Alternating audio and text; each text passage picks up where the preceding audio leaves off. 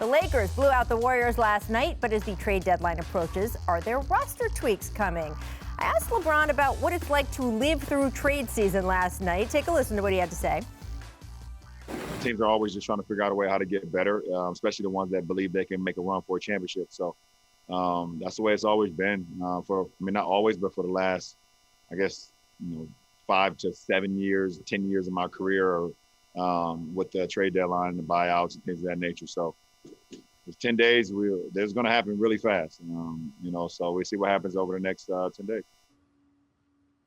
So, Dave, look, it's changed. When he said, for the last 5 or 10 years, when LeBron started trade season, transactions were not as crazy, but they are crazy now. Yes, so who are the top trade and buyout candidates for the Lakers as we approach this March 25th deadline? Well, I'll start by saying, based on the Lakers roster construction and where they're going to be at salary cap-wise, it's going to be most likely buyout candidates over trade targets for the Lakers, because if they were to do away with some of their young talent in order to pursue a trade, they're going to be in a tough situation this summer moving forward. But let's start with 3 names.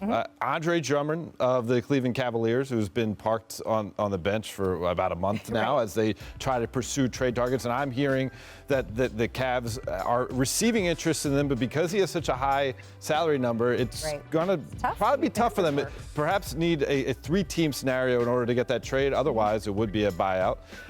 Let's go to JJ Redick of the Pelicans, whose shooting percentage is down a little bit this year, only shooting 36% from 3, but he's one of the true pure shooters in the game, and someone, at this stage of his career, trying to get that championship.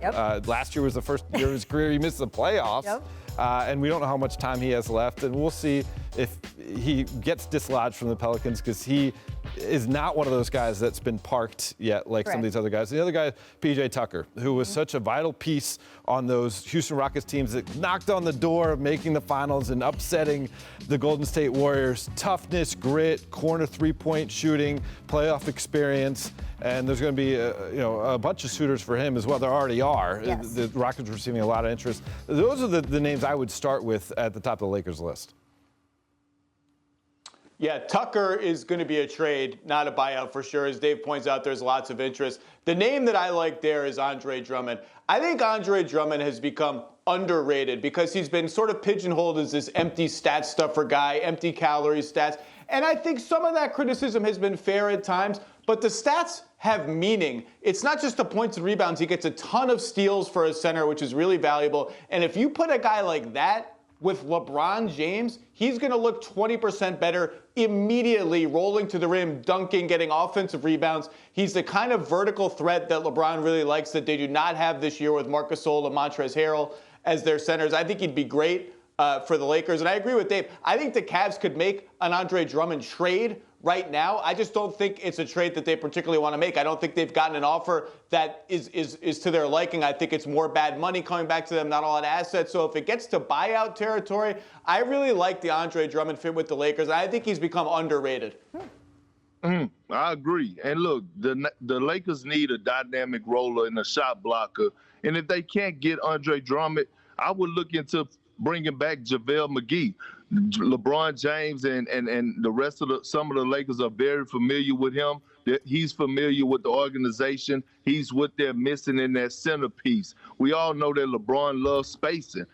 He would love to have a guy like JJ Redick. And I know JJ Redick's shooting percentage is down, but sometimes a change of scenery will change that. And knowing that he's playing on a contender, because KCP hasn't been consistent this year, and we know that he elevated his game last year, but just having a guy like JJ Redick on the court, even if he don't touch the ball, is a huge decoy and can open up the paint for LeBron James, Anthony Davis when he comes back, and Dennis Schroeder going downhill, because now the paint is wide open. You have a dynamic roller. If you could add a guy like JaVale McGee, low risk for high reward, you won't have to pay him much because he'll be on the vet minimum if the Cavs buy him out.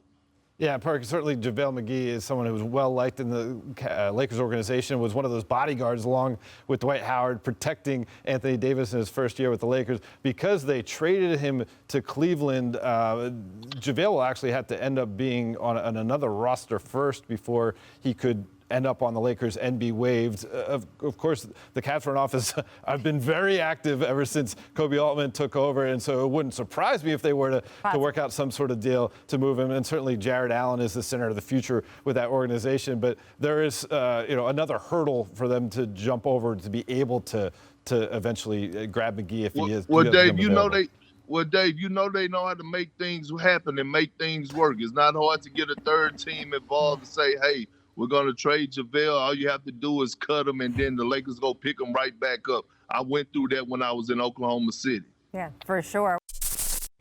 Thanks for watching ESPN on YouTube. For live streaming sports and premium content, subscribe to ESPN+.